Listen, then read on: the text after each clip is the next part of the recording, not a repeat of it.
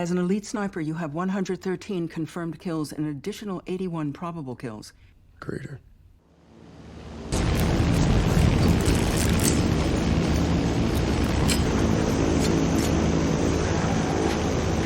Where are we? I'm not authorized to answer that. From the drop, you'll hop another 38 clicks north on foot. You're expected by 1600 hours tomorrow.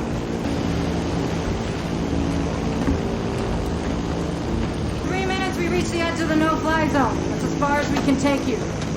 Open it on the ground.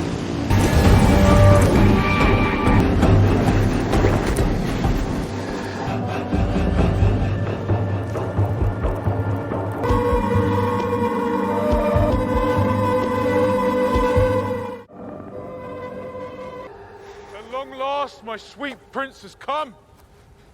Jasper Drake, Royal Marines Commandos. Just call me JD. You're the first person I've spoken to face-to-face in a year. West Tower Observation Post. You're home away from home for the next 365 days. Levi Kane, former U.S. Marine scout sniper. Armory in the bunker outside. Weapons, tools, replacement ammo, mines, whatever you need. There is no outside communication here. No cell, no sat, no nothing. So apart from keeping this place a secret, what's the mission? New representative from one of the Western nations patrols the Western Rim, and someone on the other side patrols the Eastern Rim. I need to keep people from going in the Gorge? No, you need to stop what's in the Gorge from coming out. The Gorge is the door to hell, and we're standing guard at the gate. 2,400 men on horseback into the Gorge to clean it out. They sent 3 entire battalions. Not a single man returned. Copy that. Take care of yourself. Good luck, man.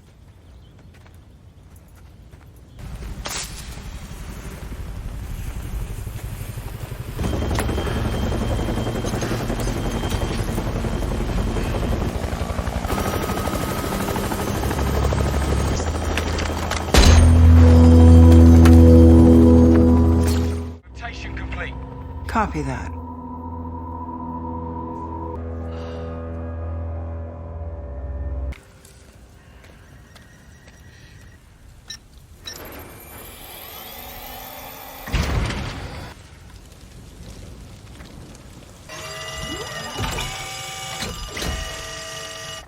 Authentication code.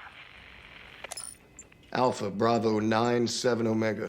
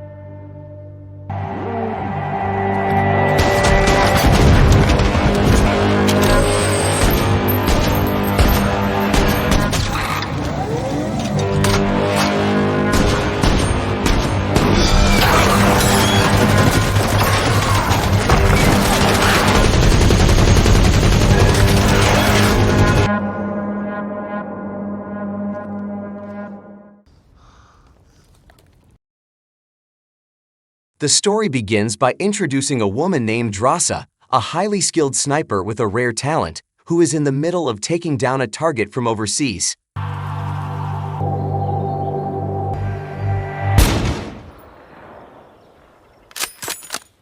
Shifting to New York, we meet a man named Levi. Like Drasa, Levi is an experienced, well-trained sniper gifted in long-range shooting and other specialized skills. However, he has been unemployed for nearly a year since leaving the military. While relaxing by the beach, Levi receives a message from a private military company offering him a job. In need of money, Levi accepts the offer. Enter Bartholomew, the head of this private company, which remains affiliated with the military.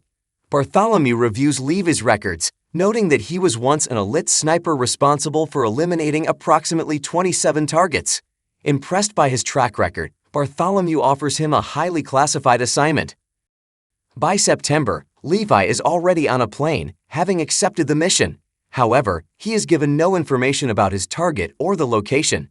He is instructed to follow orders and make a high-altitude jump from the aircraft.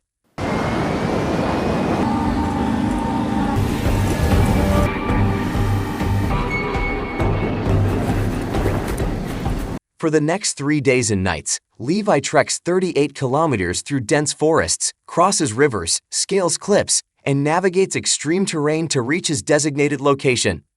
When he arrives, he finds himself at the edge of a fog-covered chasm. There, he meets a soldier stationed at the site for a year and is now ready to be relieved of duty. The soldier leads him to a tower. According to the soldier, he has spent the past year in complete isolation, with all necessary supplies, food, weapons, ammunition provided, yet without any clear instructions on the nature of his mission. Levi is to replace him and remain alone for the next 12 months. With its own power and backup power source. But they also work with shit like Google Earth. The soldier explains that the job is highly classified. There is no communication with the outside world. Levi's sole responsibility is to monitor the fog-covered abyss. The perimeter is secured with barbed wire, motion-sensitive landmines, and automated defense systems. Additionally, a cloaking satellite conceals the chasm from detection, even from Google Earth, to ensure its secrecy. Copy that. Levi's only counterpart is a fellow guard stationed in a tower on the opposite side of the chasm, representing a different country. This arrangement has existed for approximately 75 years, dating back to World War II, with the guards being rotated out annually. It's the name of a T.S. Eliot poem. Curious, Levi asks, "What exactly is down there?" The soldier responds, "It's hard to explain, but if anything tries to climb up from the abyss, shoot it. Prevent it from reaching the surface. That's your only job." Levi is given no further details about what he might face. Keep people from going in the gorge? No. You need to stop what's in the gorge from coming out. JD, what do you think's really going on here? After completing his assignment, the soldier is extracted by helicopter.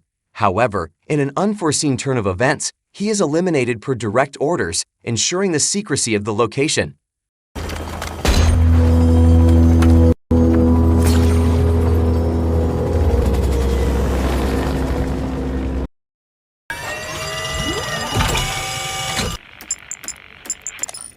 Alpha Bravo 97 Omega. October. After a month in the tower, Levi has settled into a routine, checking the cloaking satellite, maintaining the perimeter, inspecting the automated defense systems, and submitting monthly reports. One day, he stumbles upon a collection of notes left behind by previous guards dating back decades. Among them is an entry from 1947 that reads, "Only those who risk going too far can find out how far they can truly go."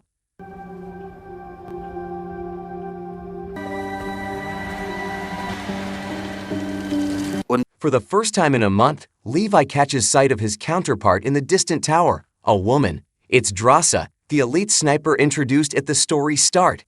This confirms that only individuals with rare and extraordinary talents are chosen for this mission.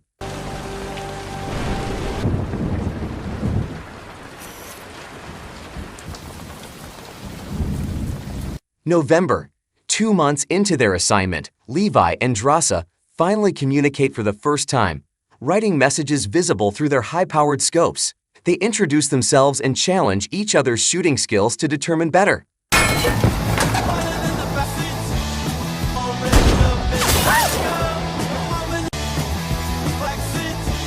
Their brief moment of levity is suddenly interrupted when Drasa spots something beneath Levi's tower.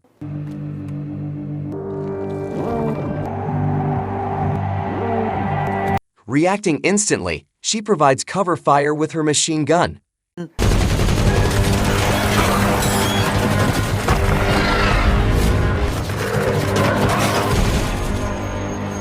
After successfully neutralizing the creatures attempting to ascend, tension lingers. Drasa hears something climbing up her tower. And then...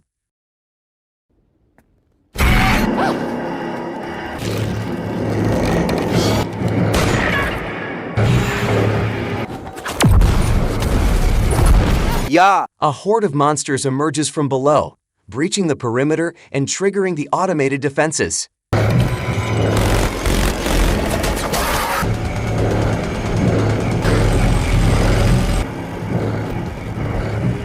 The next morning, Levi repaired the damage from the attack, replacing broken steel fencing and resetting the suspended landmines.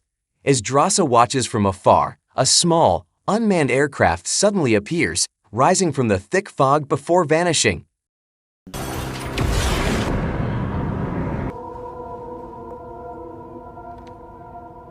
December. On Christmas Eve, Levi decides to lift their spirits by constructing a Christmas tree using lights he found in storage. The gesture touches Drasa.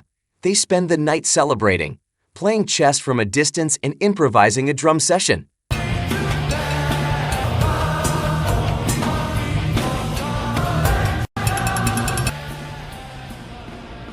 February. After 6 months on the job, Drasa is reminded of her late father, who passed away on this day. She skips her routine patrols, which concerns Levi. That night, she finally confesses her feelings, admitting, "Today is hard. I wish you were here with me."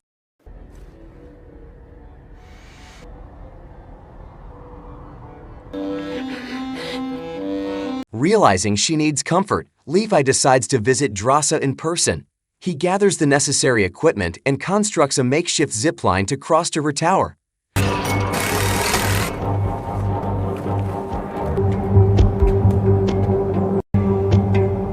Drasa is taken aback by his determination. Without hesitation, Levi fires a rocket-propelled grappling hook.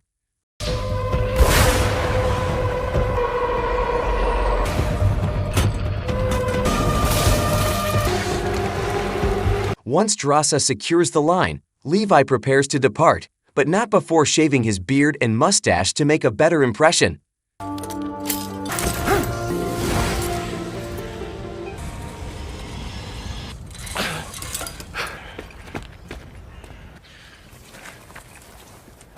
I brought you flowers. For the first time since meeting, they finally see each other face to face and share a meal. The following day, Levi prepares to return to his post. But as he attempts to cross the zipline, the cable snaps. Levi plunges into the abyss.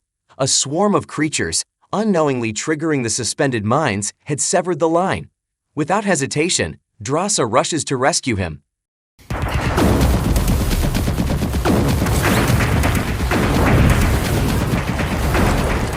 She lands in a fast-moving river, but accidentally drops her automatic ascender, the tool she needed to climb back up.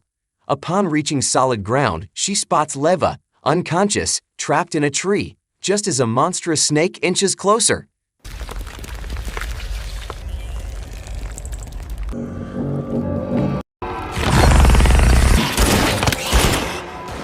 With a precise shot, Drasa kills the serpent.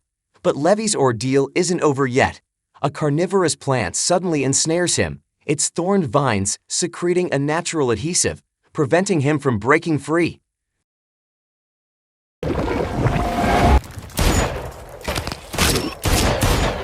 Drasa arrives just in time to save him as he fights for his life. Yet their nightmare is far from over. The fog thickens.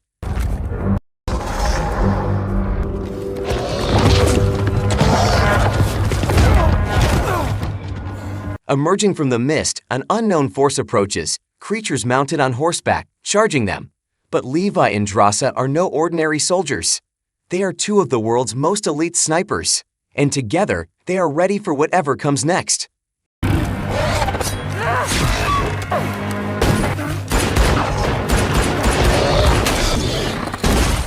In the thick fog, they wandered aimlessly until they arrived at an abandoned ghost town. Drasa also discovered deep cracks in the ground, remnants of a past earthquake. Whatever had happened to the city at the bottom of the ravine remained a mystery. Realizing the danger of staying in the open, Levi and Drasa entered an old church filled with dried human corpses. As they surveyed the area, a bizarre creature resembling a spider with a human skull for a head suddenly emerged.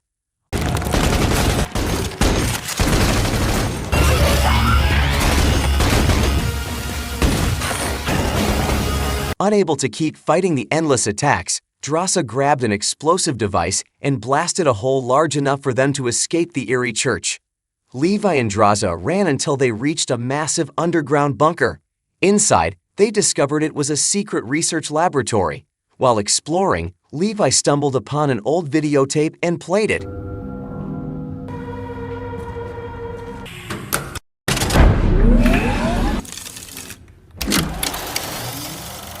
Eager to learn what was recorded, the footage revealed a scientist, the head of a classified government project.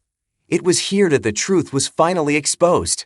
Back in the 1940s, when World War II ended and Oppenheimer was developing nuclear weapons, a parallel secret project was creating biochemical weapons just as lethal.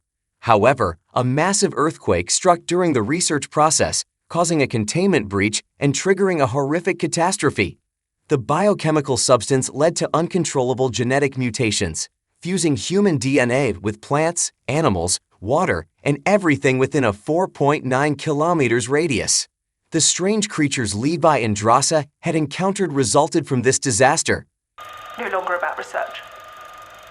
A containment. Human DNA has merged with plants. They will present themselves physically. Like this. As they continued searching, they found a room containing modern computers, technology far too advanced to be from the 1940s.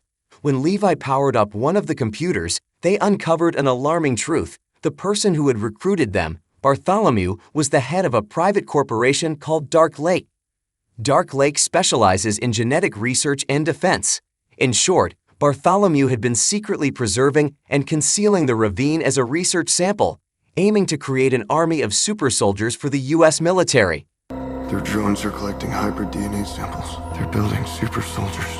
Young soldiers and scientists studied like suffering lab. Levi then found a folder labeled Stray Dogs, a contingency protocol in case of a classified information leak.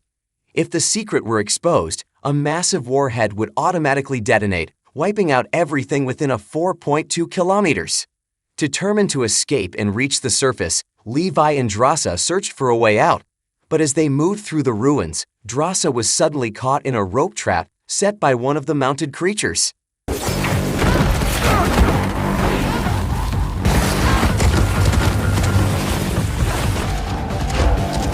Levi tracked Drasa's captors for 500 meters and discovered she had been taken to a giant underground silo containing an undetonated missile. Drasa was now tied up and suspended in the air by creatures that appeared to be half human, half tree. Just as one of them prepared to attack, Drasa swung her body to evade, and Levi arrived just in time to rescue her.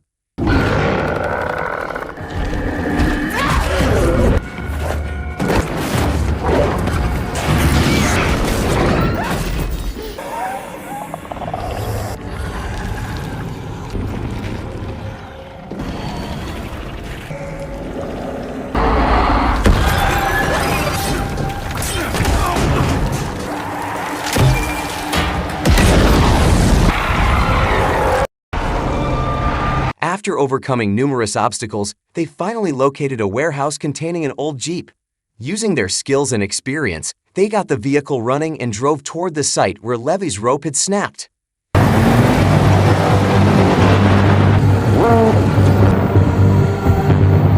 There, that's it.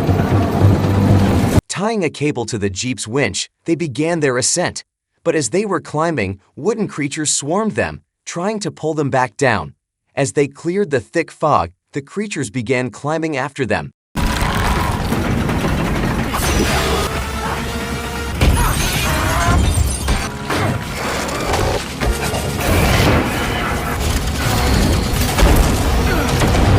Acting fast, Levi and Drasa ignited gasoline, setting the creatures ablaze and reaching the surface safely.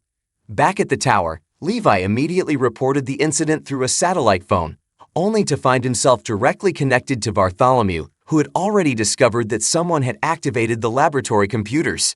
When Levi refused to confess, Bartholomew threatened to kill Drasa.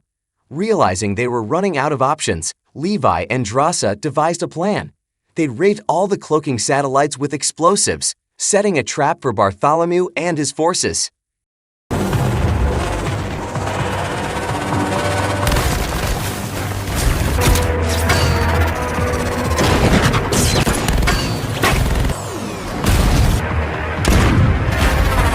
As Bartholomew arrived, Levi and Drasa shot the explosives, releasing the biochemically infused fog into the air.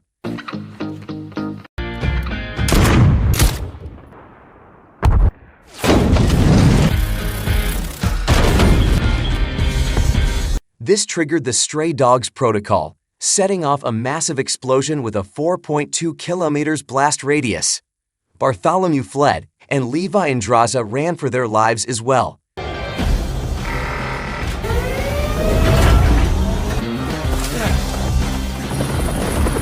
However, Levi, with an injured leg, lagged. The explosion erupted, and in the end, the only survivor was Drasa.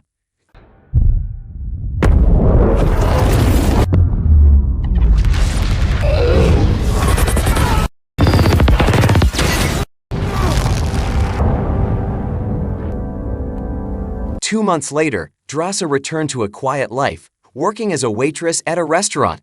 On an ordinary day, Levi suddenly walked in amidst the normalcy. Somehow, he had survived the blast. This time, Underline Movie will narrate the storyline of the film Days of Glory, 1943. France, under pressure from German forces, drafted as many young men as possible from its colonies, including Algeria, Morocco, and Tunisia. These young men were turned into soldiers to be used against the German invasion. However, in practice, racist treatment was meted out by French officers, even though the majority of these predominantly Muslim soldiers willingly fought and even sacrificed their lives for France. What happens next? Let's find out together. In a small village in Algeria, a man is seen rallying all the local men to fight for France. A young man named Said answers the call, despite being initially forbidden by his mother. Meanwhile, in Morocco, the French forces recruit mountain men, who are reputed to be more rigid and more capable than so-called barbarians. There, a man named Yassir and his younger brother, Larbi, join the ranks to earn money so that Larbi can get married as soon as possible. In the northern Algerian town of Setter, the French forces select elite troops, known as corps fighters, from among the soldiers of North African origin. One local, Abdelkadir, manages to pass the selection and becomes a corporal. These indigenous soldiers are then sent to Italy to commence fighting.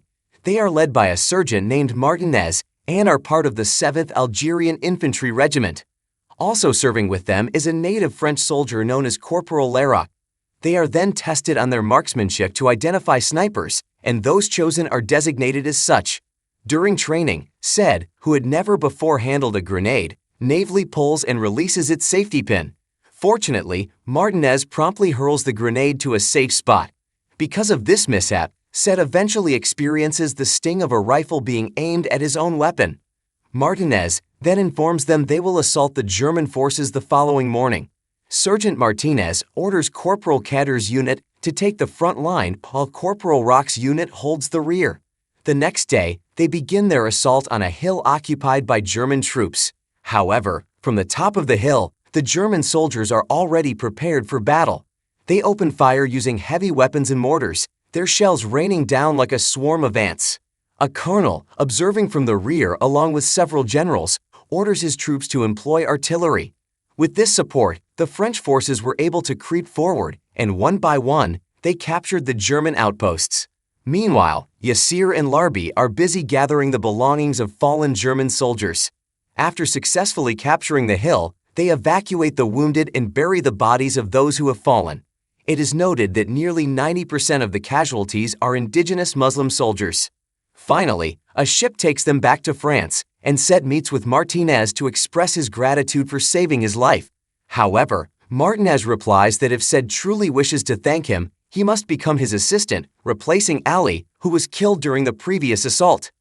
Tensions arise at mealtime. The indigenous soldiers face unfair treatment. The kitchen staff does not give them tomatoes, reserving them only for native French troops.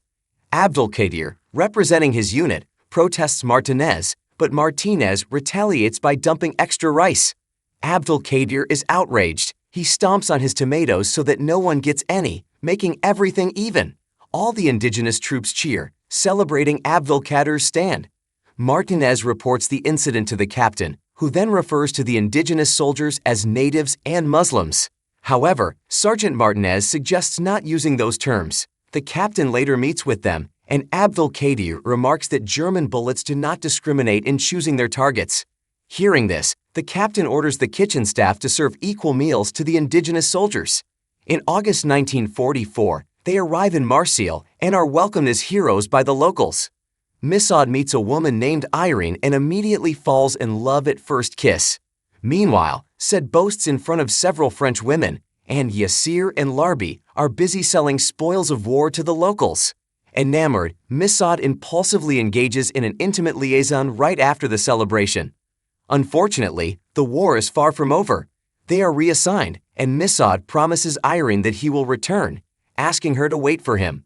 Back at camp, Abdelkader is seen reading a military manual on becoming an officer, only to be ridiculed by Sergeant Martinez. In October 1944, they headed to the Rhone Valley.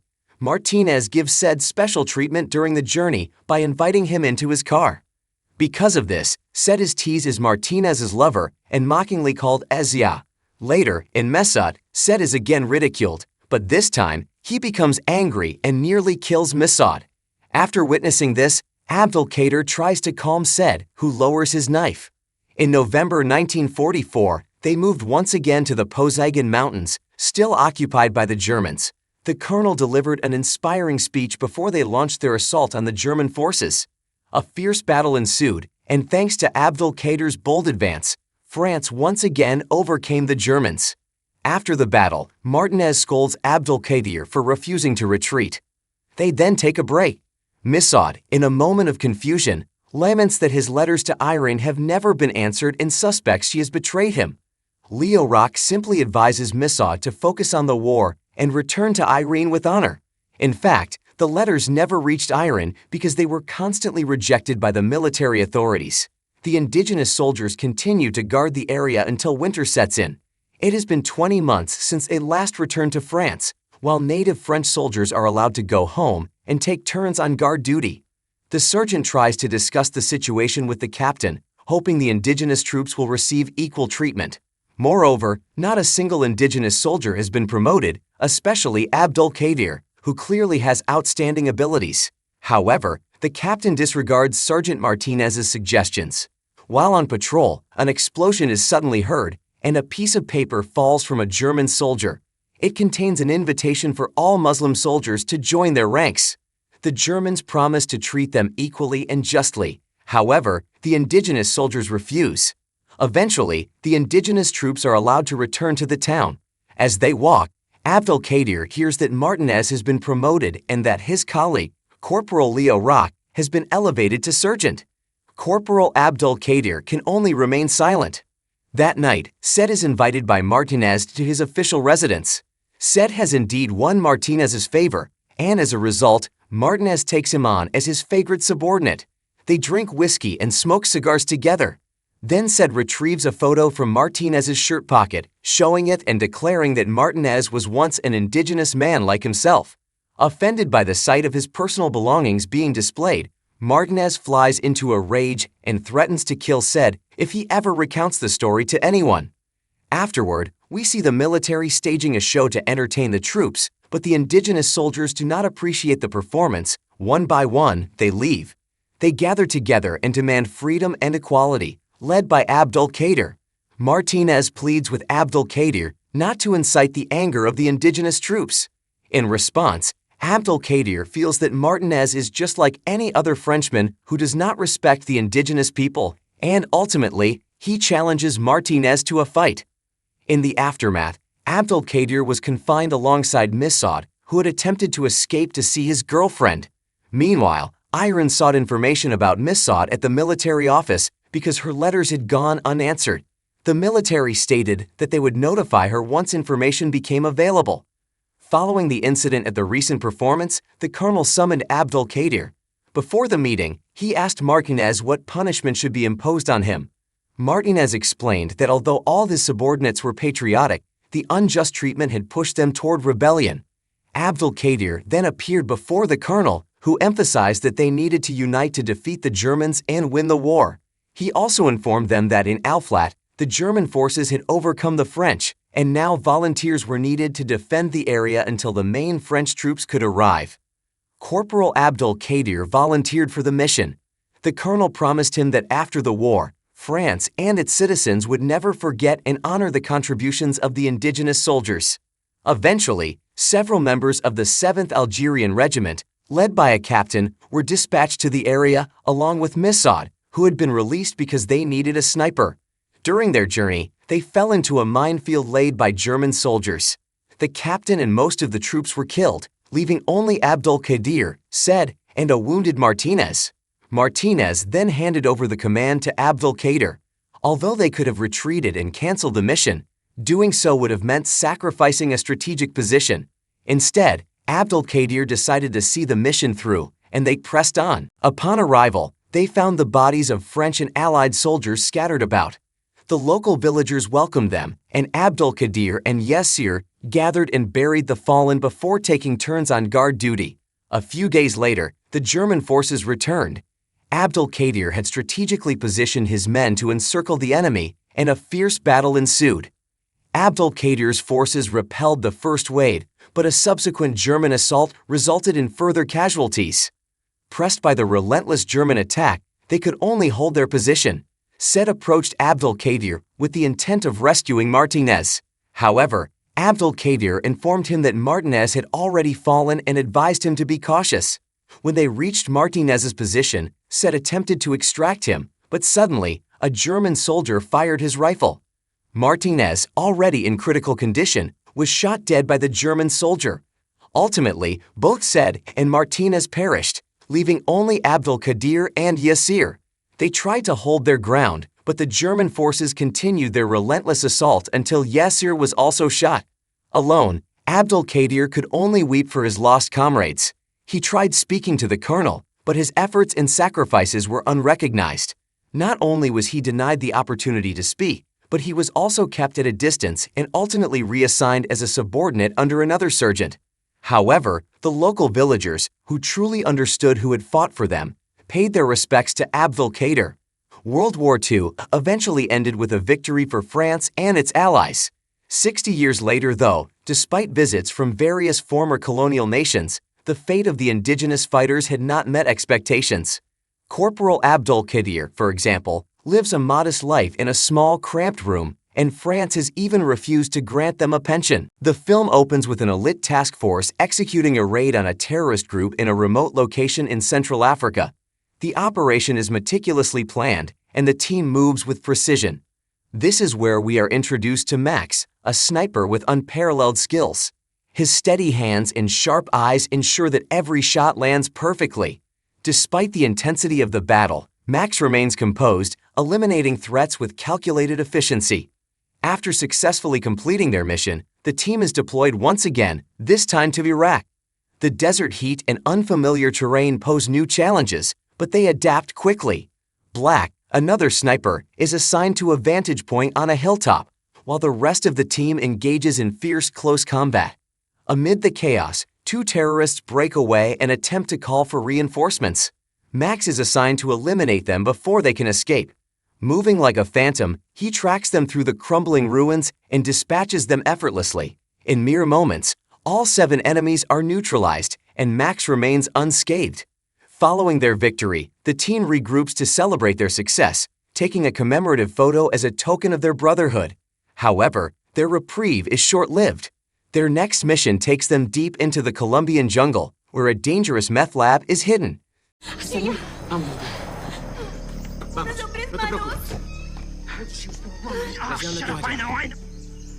Where is she? Where's the girl? My friend asked you a question. Stop her, but she escaped. What are we going to do?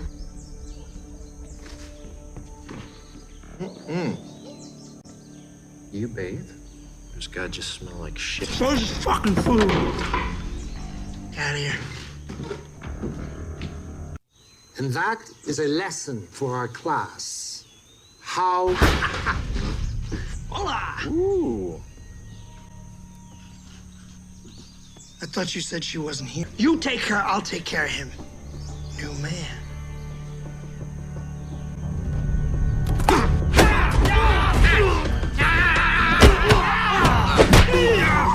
Fuck you up!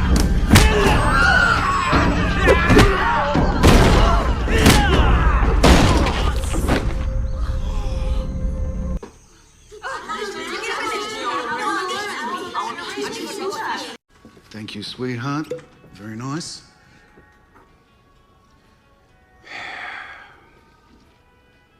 Come on, mate, we're getting old, Max. You know how it goes, mate. Dick fucking.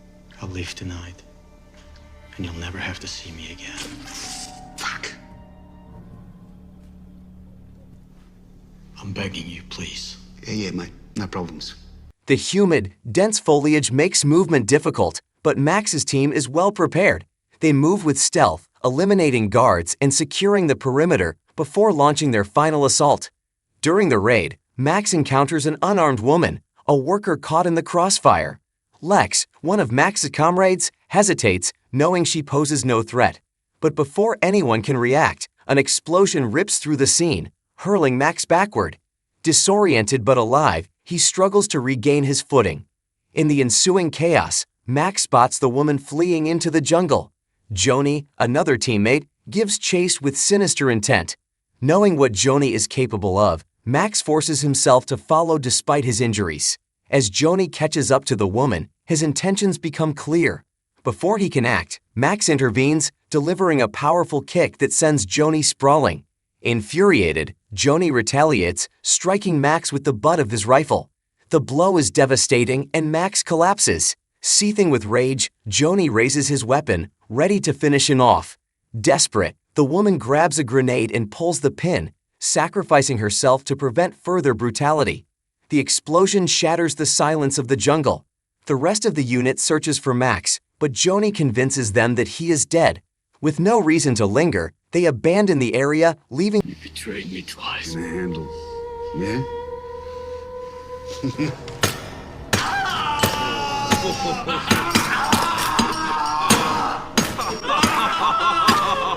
I'm sorry, Max. I really am, mate. At the end of the day, it is just business, yeah?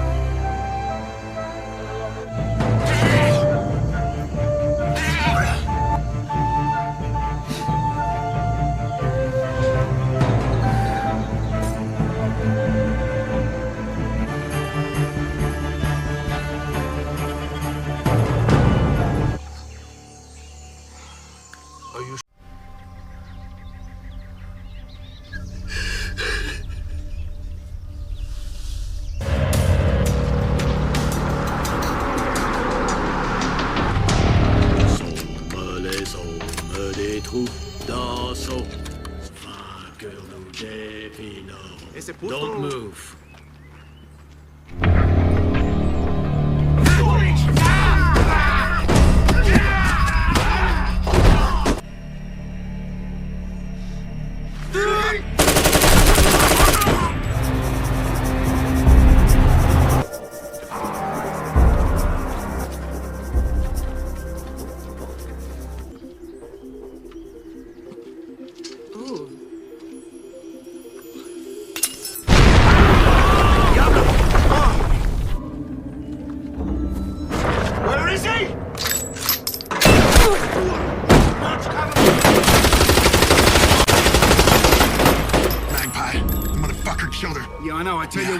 Anyone who kills this piece of shit... The best way you know how. ¿Quién se va a pagar por las?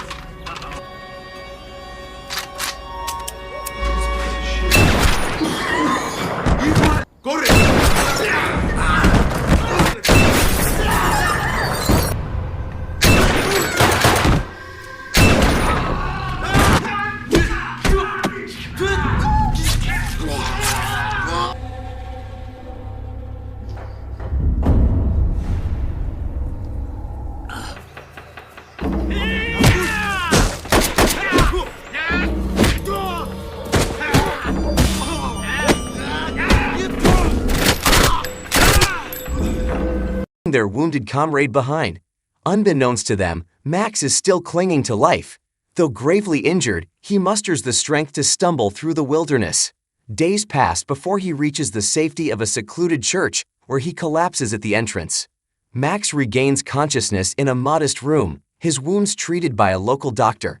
Father Ellis, a kind-hearted priest, had discovered him and ensured he received care. Alice sees beyond Max's battered exterior and senses a deeper story. As Max recovers, Alice invites him to help around the church as a way of repaying his kindness. Max, with no immediate alternative, agrees. At first, he is reluctant, but over time, the simplicity of the work brings him an unfamiliar peace. One day, while cleaning, Max stumbles upon an old shotgun. When he inquires about it, Father Ellis explains that it is used for hunting wild boars that threaten the village's crops. Ellis then delivers a sermon about overcoming evil with kindness, a philosophy Max struggles to grasp. He soon learns that the village is under the control of a ruthless drug cartel. The men and women are forced to manufacture narcotics, and any resistance is met with brutal consequences. Despite his past as a soldier, Max begins to feel at home in this place. For the first time in years, he considers leaving his violent life behind. However, peace is fleeting. One afternoon, a young girl bursts into the church, breathless and terrified. Two cartel enforcers are in pursuit. Max's instincts kick in, but he forces himself to remain calm. When the men enter the church demanding the girl, Max plays along. I like to surrender.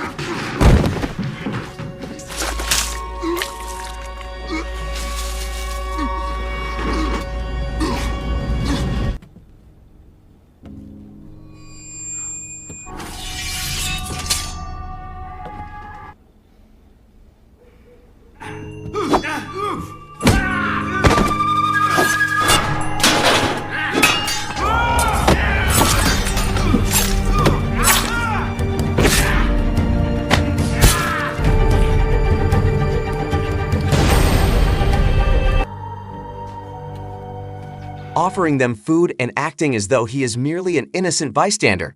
Satisfied, they leave, but their curiosity is piqued. The next day, the cartel returns, intent on taking the girl back. This time, Max does not hold back. In a display of raw power, he dismantles them with his bare hands. Father Ellis, witnessing Max's prowess, urges him to train the villagers in self-defense. Reluctantly, Max agrees, knowing that resistance is the only way to survive. Word of the incident spreads, reaching the ears of the cartel's leader. To Max's horror, his former unit, now mercenaries, has defected and aligned with the cartel, filling the power vacuum they had once created. A photograph confirms their worst fears. They recognize Max, and they know he is alive. Shortly after, the cartel's boss arrives at the church. Accompanied by armed men, he issues a warning. Either Max surrenders, or the village will suffer. As an alternative, the boss invites Max to a dinner at his estate, proposing an offer. Suspicious but left with no choice, Max attends. The dinner is tense, the air thick with unspoken threats. The boss offers Max a place in the cartel, promising wealth and security. If he refuses, he must leave the village and never return. Knowing it is a trap, Max feigns consideration but ultimately declines. The moment he steps outside, cartel members storm the church, taking Esther, a village girl, hostage. Max rushes to intervene but is ambushed, beaten savagely, and dragged away. As the church burns behind him, he loses consciousness. Against all odds, Max escapes his captors, aided by Father Ellis and Father Tiago. They guide him deep into the jungle, where he has time to recover. But the cartel does not relent. They escalate their terror, abducting and slaughtering innocents to assert dominance. The village is on the brink of ruin. Father Ellis, seeing no other choice, tells Max that perhaps his destiny is to put an end to this evil once and for all. With renewed determination, Max undergoes rigorous training, pushing his body and mind to their limits. He prepares weapons, strategizes, and waits for the perfect moment to strike. When the time comes, he executes his plan flawlessly, dismantling the cartel with ruthless efficiency. His former comrades stand against him, but they are no match for his skill and fury. One by one, they fall. By dawn, the village is free. The remaining cartel members flee, their reign of terror shattered. With his mission complete, Max looks upon the village one last time. Though he has found a place where he belongs, he knows his journey is far from over. With quiet resolve, he departs, vanishing into the horizon, leaving behind a legacy of justice and redemption.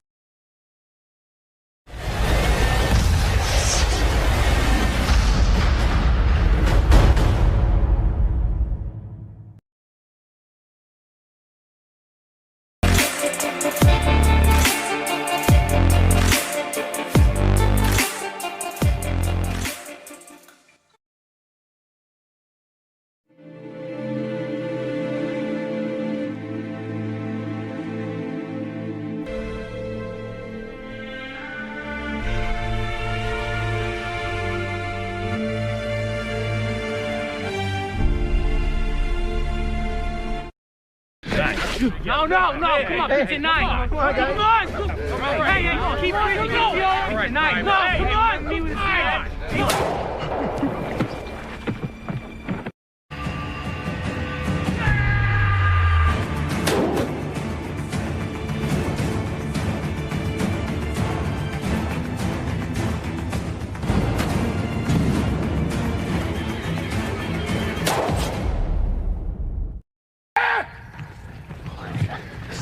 Gently. Come on, Mikey, give you a sec, huh?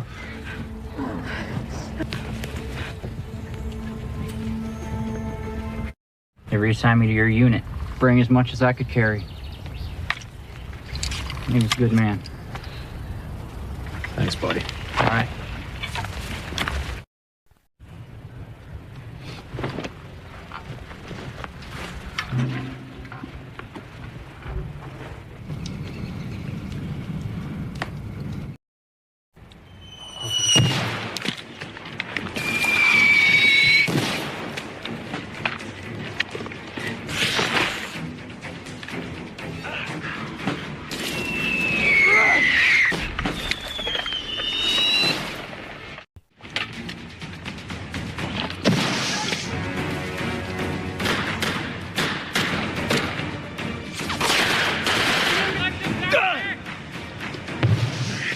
There's so much as breath in their lungs, we fire. Ready?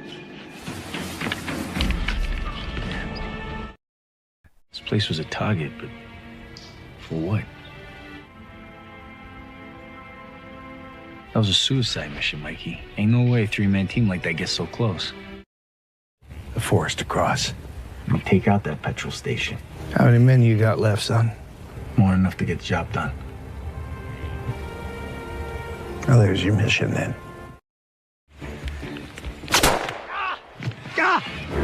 Private, just stay down!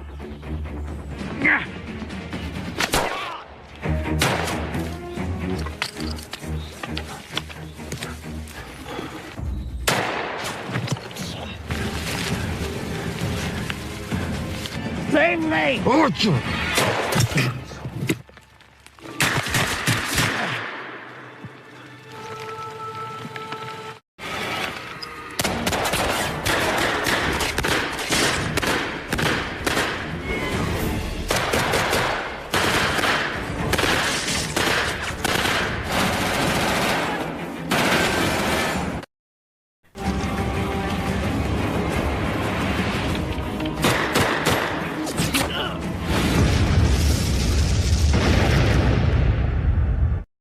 shifts? Yeah. I'll go first, Sarge. Okay. Keep your eyes open, Private. Copy that, Sarge.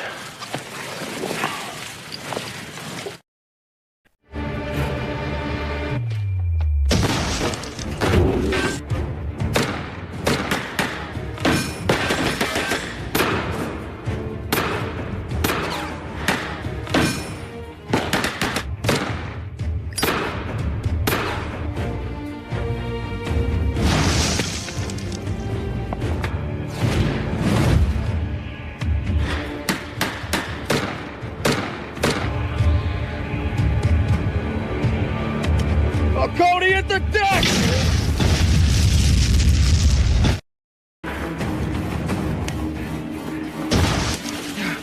Run it!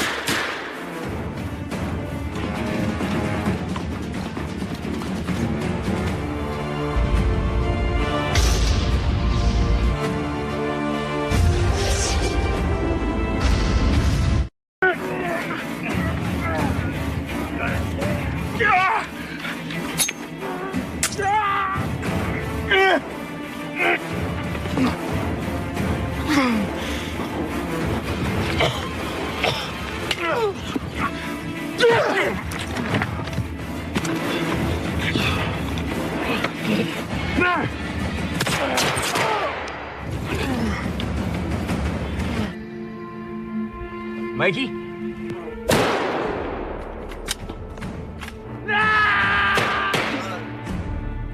No!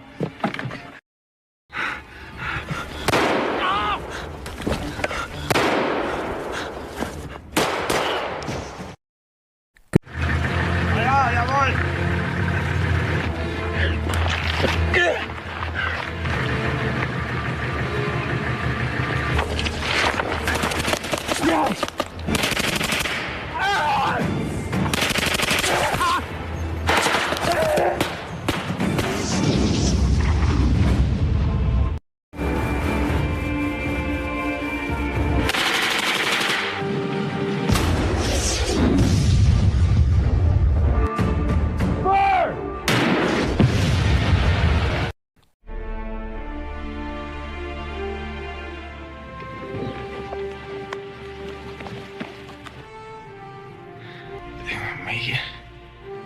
Yeah, Greg.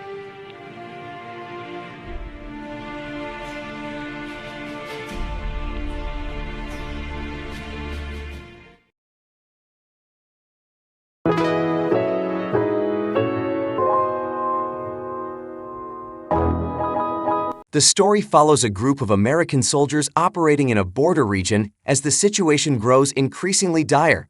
They must undertake a mission deep into enemy territory to hold off a fierce German offensive that threatens to break Allied lines.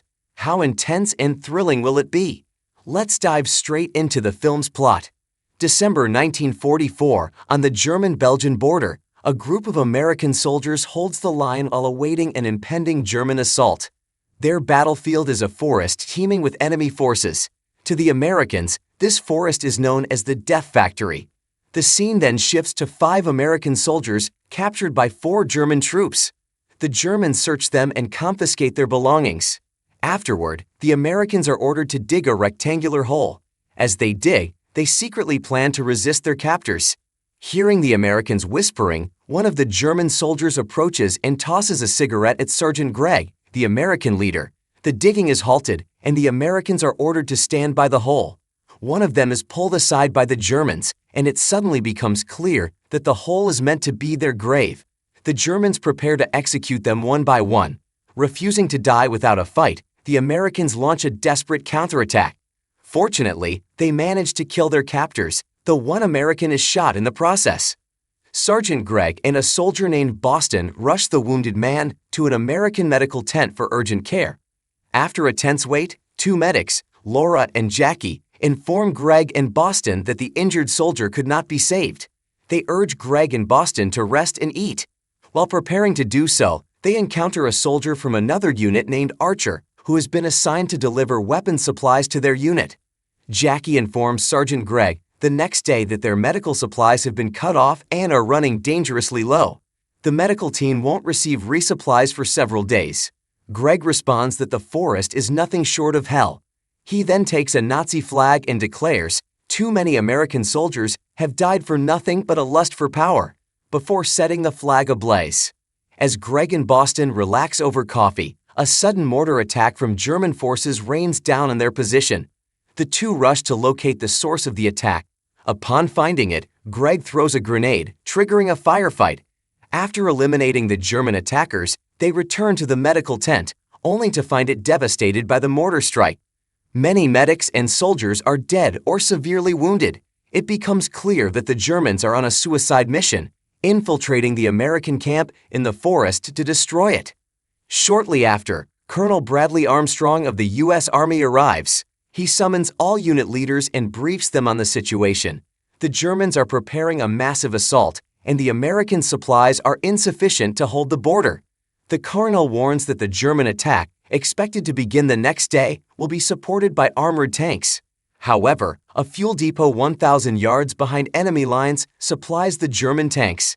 Hearing this, Sergeant Greg, Boston, and Archer volunteer to infiltrate German territory and destroy the depot to delay and weaken the German offensive.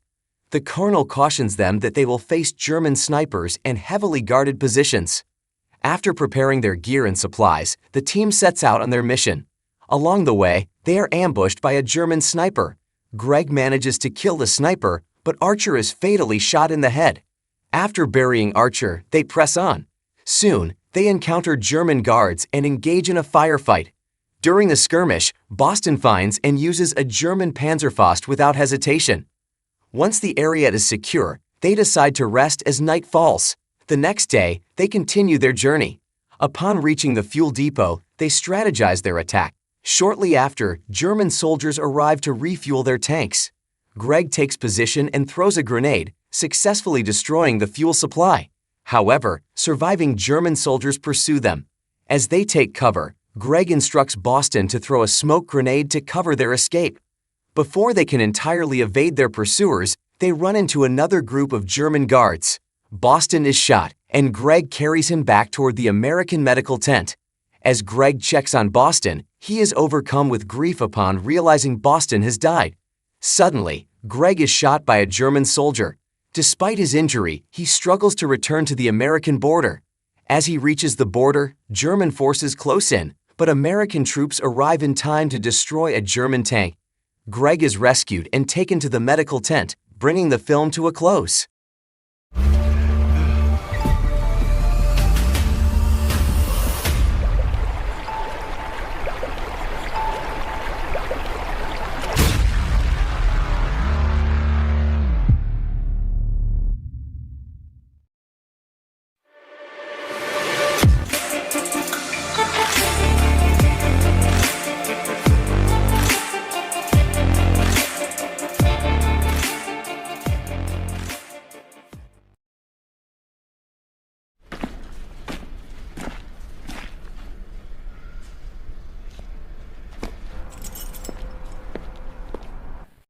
Закончил Московский институт физкультуры. Режь!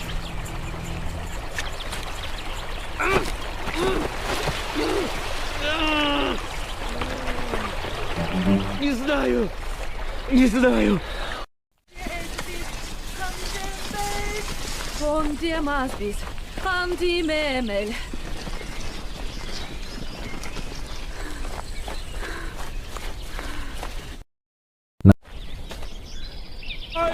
Оружие положи!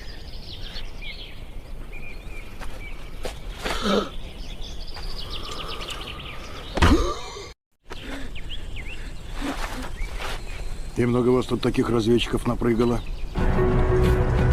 Unterleutnant.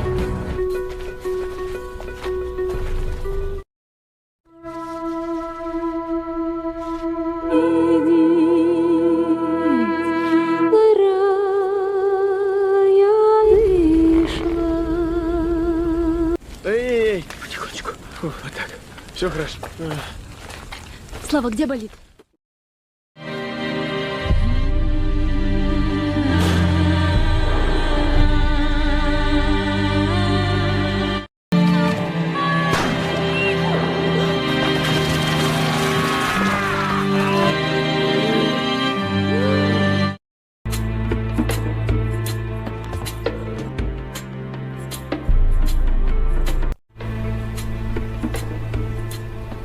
Вот в этот амбар они машину-то и поставили.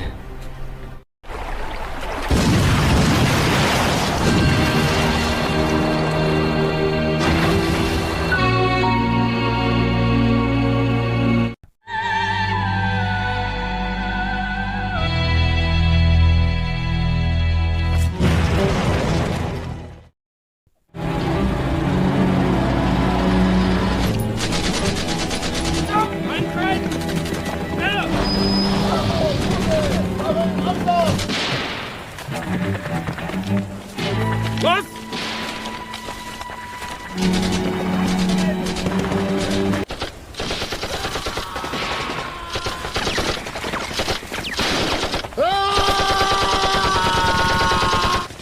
Sie bleiben.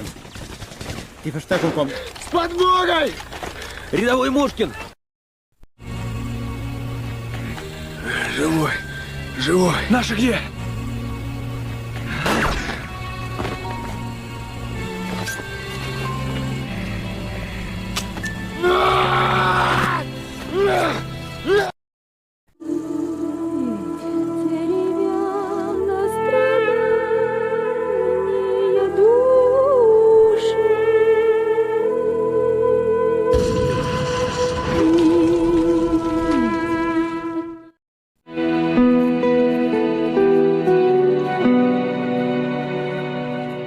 Today, we will recap the storyline of the film Secret Weapon, released in 2019. This movie is based on a true story and revolves around the Soviet Union's famed rocket launcher, Katyusha, which was kept top secret during World War II. One of these unique war machines was lost when Russian forces unexpectedly retreated. A special unit composed of former athletes was dispatched to recover the secret weapon before it could fall into German hands. How did their mission unfold? Let's dive straight into the plot. The story begins with a prisoner named Ermakov, whom a Russian military officer summons. Ermakov was once a captain in the Russian army, but after making a critical mistake in his duty, he was imprisoned. Meanwhile, the Soviet forces were struggling on the battlefield.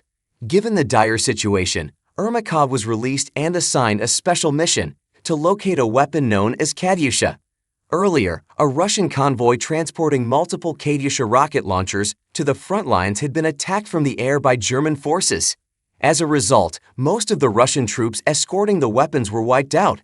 Only one Katyusha launcher remained intact, but its operator submerged it in a small lake near a village to keep it hidden from the advancing German troops. Ermakov was then introduced to the weapons operator, Savris. He was also joined by several cadet soldiers, each with unique skills and a translator. Once assembled, they were briefed on their mission. They had to retrieve the weapon before the Germans found it. If retrieval was impossible, they were authorized to destroy it. They were flown to the designated drop zone and parachuted down. However, strong winds blew them off course, scattering them away from the weapon's location. While they managed to land safely, German troops were already patrolling the area. To make matters worse, one of their team members got caught in a tree. Savris quickly unfastened his parachute as the German soldiers approached to evade detection. The Germans soon discovered the parachutes left behind by Ermakov's team. Realizing that enemy forces were nearby, they immediately launched a search operation. One of the team members, Anna, attempted to divert their attention by singing the German national anthem, allowing her comrades to escape and hide. Unfortunately, Anna was captured and taken to a German military base for interrogation. Meanwhile, Ermakov ordered one of his men, Kinnis, to wait for their separated comrades. While waiting, Kinnis encountered a group of defectors who mistook him for a German soldier. Outnumbered, he was overpowered and captured. As they prepared to bury him alive, Kinnis desperately pleaded that he was not a German but a Russian soldier. Upon hearing this, the defectors spared him and took him as a prisoner instead. Elsewhere, Ermakov had regrouped with Savris and the others. They believed Anna had been executed after hearing gunshots from the direction where she was taken. However, in reality, Anna was still alive and undergoing interrogation. The team continued their journey to the last known location of Katyusha, only to find that it was no longer there. Ermakov deduced that the Germans had likely discovered it and temporarily stored it in a nearby village before transporting it to their headquarters. They proceeded to the village, where they found a heavy German military presence. Ermakov's suspicion was correct. the Germans were indeed hiding something there. He quickly reported this finding to the command center via telegram. However, the German forces intercepted the transmission. Meanwhile, Anna was interrogated about her mission and the number of people in her team. She claimed to be German, but the interrogators did not believe her. Having intercepted Ermakov's telegram, they confirmed enemy activity in the area. Ultimately, Anna was executed. Shortly after, Ermakov's team was attacked from the air by German forces who had pinpointed their location from the intercepted telegram. Fortunately, they managed to survive. Elsewhere, the defectors who had captured Keenis entered a villager's home, demanding food. While searching through a pile of hay, they discovered two siblings, Larissa and Lua, who had been hiding. Feeling pity for them, the homeowner decided to take them in. However, the defectors harbored sinister intentions toward Larissa. While resting in the forest, they sent her younger brother to gather firewood. Suddenly, one of the defectors attempted to assault Larissa. Seeing this, Keenis convinced one of the defectors to untie him. As soon as he was freed, Keenis eliminated the entire group. Afterward, he and Larissa buried her younger brother and continued their journey. Meanwhile, Ermakov and his team devised a plan to reclaim Katyusha. They disguised themselves as German soldiers to infiltrate the village and abduct a resident suspected of knowing the weapon's location. However, the German troops grew suspicious and searched the villager's home, eventually discovering the body of a fallen German soldier.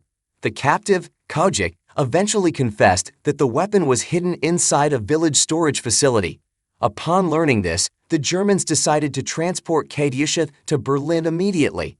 To thwart this plan, one of Ermakov's men, Geliv, planted explosives on a bridge along the German convoy's route.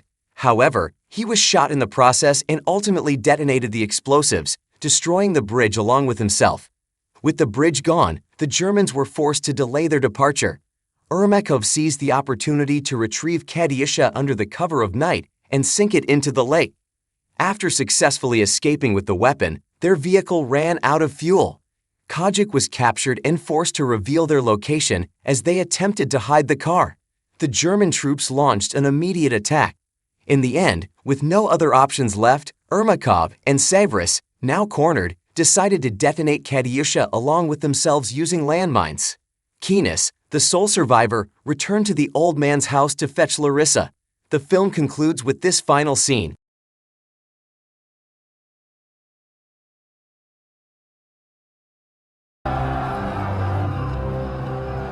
Thank you for watching this video. I would like to remind you that this content contains plot details from a film, which may diminish your enjoyment if you watch the movie directly. However, if you don't mind spoilers, please continue and enjoy this presentation.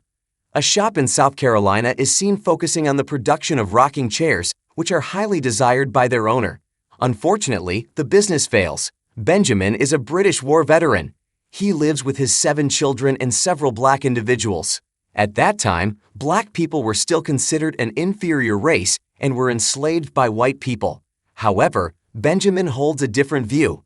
He regards all the black people in his area as hardworking and free individuals. That night, Benjamin asks his son to read a letter delivered by the postman earlier in the afternoon. It turns out that the conflict between England and the colonists is heating up. Several colonies have rebelled and declared war against England. Benjamin is an influential figure there. Therefore, he receives an invitation to discuss whether South Carolina will join the other colonies in fighting against England. The next day, Benjamin attends the meeting. There are pros and cons.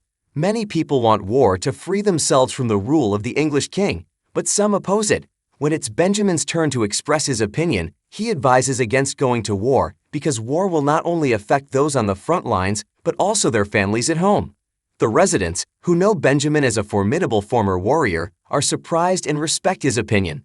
As it turns out, the decision is not easy. Colonial Harry, his former comrade in arms, also asks him to return, but Benjamin refuses. Finally, they hold a vote to make a decision, and the result is that South Carolina agrees to join the war against England alongside the other colonies. Gabriel, Benjamin's eldest son, enlists as a colonial soldier despite Benjamin's objections. However, Gabriel does not listen to his father. Colonial Harry knows that Benjamin is worried about Gabriel. He then promises to assign Gabriel as a courier so he won't be involved in direct combat. The battle ensues. What Benjamin said proves to be true. England has taken control of Charlestown. That day, everything seems normal, but everything changes when Benjamin and his son see English and colonial survivors floating in the river. They also hear the sounds of battle not far from their home. That night, someone tries to enter Benjamin's house. It turns out to be Gabriel, who is wounded. Not long after, a battle between the colonial forces and the English redcoats is seen. After the battle ends, Benjamin looks around and helps anyone who is still alive and wounded. The next morning, Benjamin's house is visited by a group of English soldiers, and they thank him. However, suddenly, their leader, a colonel named William, arrives. Then, a soldier finds a letter carried by Gabriel. Colonel William asks who brought the letter. Worried for his family's safety, Gabriel admits that he is the one who carried the letter. Benjamin tries to defend him, but William threatens to kill his family if he interferes. Hearing this, Benjamin backs down. Thomas, one of Benjamin's sons, cannot restrain himself and tries to save his brother. Because of this, William immediately shoots him from behind, killing Thomas. Gabriel is to be taken to town by about 30 soldiers to be hanged. After that, William orders the burning of all of Benjamin's assets and the killing of all colonial troops there. William also takes all of Benjamin's black workers. This is done as a lesson to anyone who dares to help the colonial forces. Unable to accept this, Benjamin then takes his 2 remaining sons to rescue Gabriel. They start running, cutting off the English troops' route. After reaching the right position, Benjamin prepares a strategy for his 2 sons. He places weapons in various locations.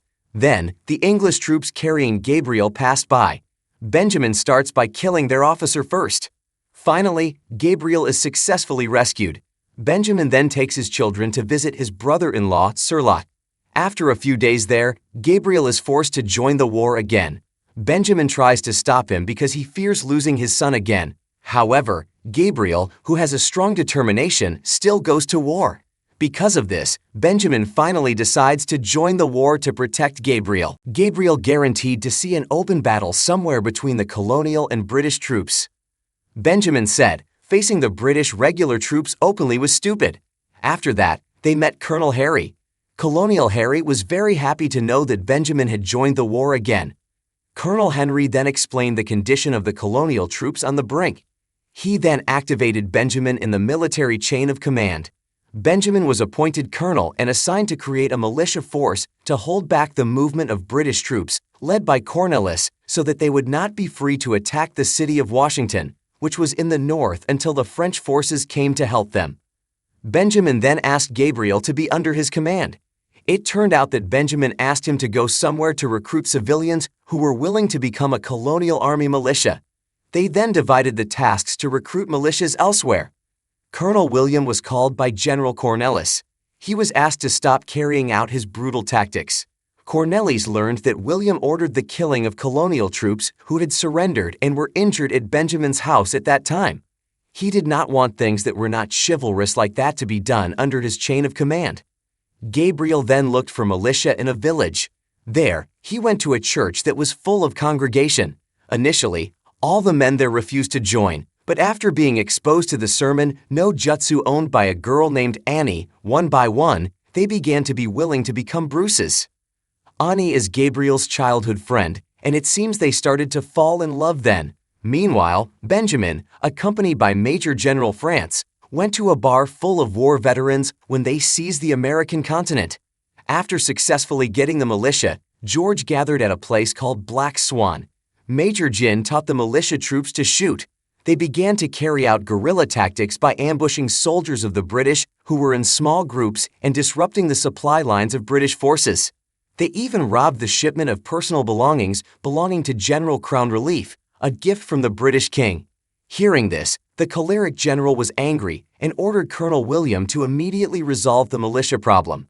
While holding a party, Benjamin and other militias wore British Army uniforms and destroyed the British Army's ammunition supply ship.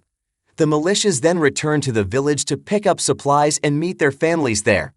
Gabriel came to the Strange and did the first night tradition with Annie. The next day, they returned to prevent the British supply train. but it turned out to be a trap set by Colonel William. Odos, there's nothing right if add Zilu and Pai Heg Ginny add a new song. Because of that, 18 militia members were caught. Benjamin, who managed to survive, then returned to Black Swan. Then, he thought of a way to save his colleagues. Then, armed with an idea, he went to General Cornwallis' residence with 2 dogs as a gift from the king. General Khan's release welcomed him well. Benjamin then offered a prisoner exchange. He wanted 18 of his members to be released. If Cornwallis refused, the Tomlos paper British officers who see clouds eat, yes, kill. After looking at the hill, he became more confident and finally occupied the prisoner exchange. When Benjamin was about to leave, suddenly Colonel William came and was surprised to see the rebels would be released. Moreover, he saw Benjamin, who had overwhelmed him lately.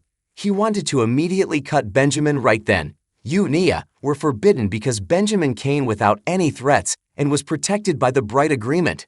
William then provoked him by saying that he was happy to have killed his stupid son. Unfortunately, at that time, Benjamin was not provoked, guaranteeing to kill him before this war ended.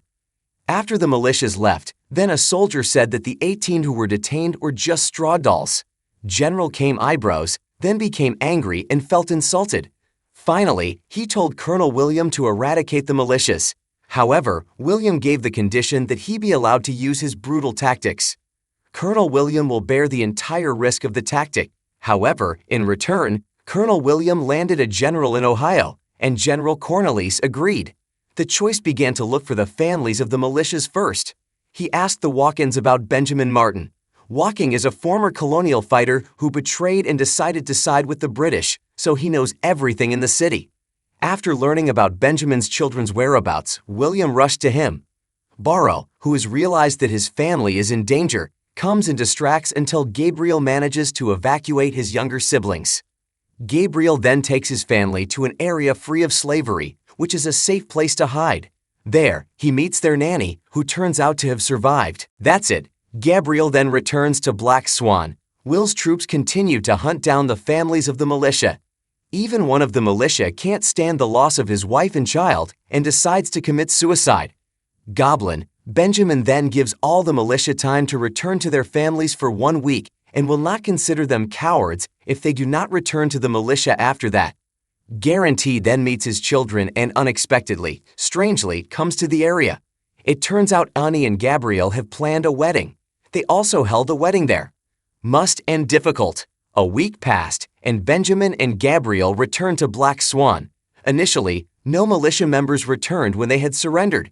Finally, other militia members arrived. Annie returned to her village.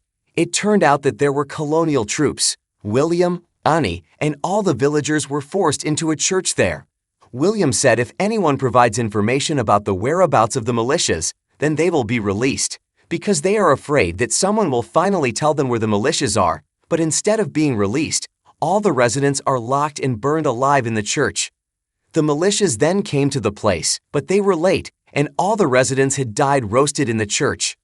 Gabriel and some militias whose families died could not accept it, so they immediately chased Colonel Williams' group, and a battle ensued. When Benjamin arrived, he found Gabriel dying. Again and again, his son had to die in his lap. The militias then joined the main forces of the colonial army to carry out the final attack. There, Benjamin again refused to fight because there was no longer any reason to fight. But after burying Gabriel, he found a flag sewn by his son. He found his son's burning fighting spirit. Benjamin then decided to join the war. He suggested that Harry divide the 2 paramilitary troops so that some regular forces would be on the front lines while the rest would wait behind a valley. The battle began. Jazz Speed Chairman, try beginner or John.